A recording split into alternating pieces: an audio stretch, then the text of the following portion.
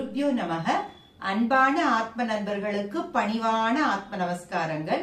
இன்று நாம் திருவம்பாவையின் இறுதி பாடல் 20ஆம் பாடலை பார்ப்போம்.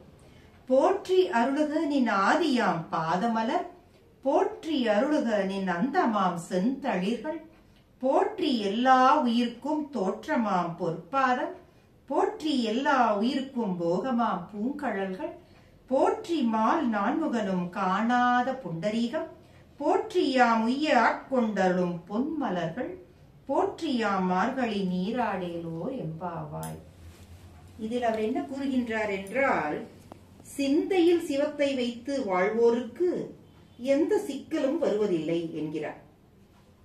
எங்கும் நிறைந்த நம் ஈசனே அனைத்துக்கும் ஆதியான அவனுடைய பொற்பாதங்களை போற்றுகின்றோம்.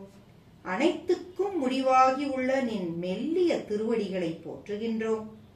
சகல உயிர்களையும் தோற்றுவிக்கும் நின் பொற்பாதங்களை போற்றுகின்றோம். சகல உயிர்களுக்கும் மகிழ்ச்சியான வாழ்வு தரும் நின் மலரடிகளை போற்றுகின்றோம். அதேபோல் இறுதியில் உயிர்கள் உன்னுள் இணைத்துக் கொள்ளும் இணையற்ற நின் திருவடிகளை போற்றுகின்றோம். அயனும் மாலும் காண முடியாத நின் தாமரை பாதங்களை போற்றுகின்றோம்.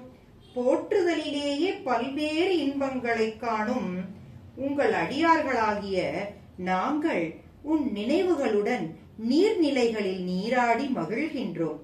எனவே நீயும் விரைந்து வா தோழி என்று அழைக்கின்றார். எப்போதும் நிலைத்திருக்க கூடியவனும் இணையற்ற இன்பத்தை அளிக்க கூடியவனுமான ஈசனின் திருவடிகளை தவிர வேறு எதுவுமே போற்றுவதற்குரிய பெருமை கொண்டது இல்லை என்பது இந்த பாடலின் கருத்து. பிறவா இன்பம் பெருநிலையை அளிக்கக்கூடிய ஒரே இடம் ஈசனின் திருவடி மட்டுமே. இதை செல்வத்தாலோ கல்வியாலோ அடைய முடியாது என்பதே இங்கு உருவகமாக நான்முகனும் திருமாலும் ஈசனின் அடிமுடியை தேடிய புராணக்கதை. படைக்கும் நான்முகனோ காக்கும் திருமாலோ கூட நமக்கு அளிக்க முடியாத முக்தியை கொடுப்பார் அந்த சதாசிவம் மட்டுமே என்று இந்த பாடல் குறிக்கின்றது. எனவே வழிபாடுகளுக்கு ஏற்ற இந்த மார்கழி அதிகாலையில் சிவபெருமானை எண்ணி மனம் மகிழ்ந்து நீராடி வழிபட வேண்டும். நீ இந்த உறக்கம் என்ற சிற்றின்பத்தில் சிக்கிக் கொள்ளாமல் சீக்கிரமாக விழித்து எழுந்து வா தோழி என்று எல்லோரையும் அழைக்கின்றார்.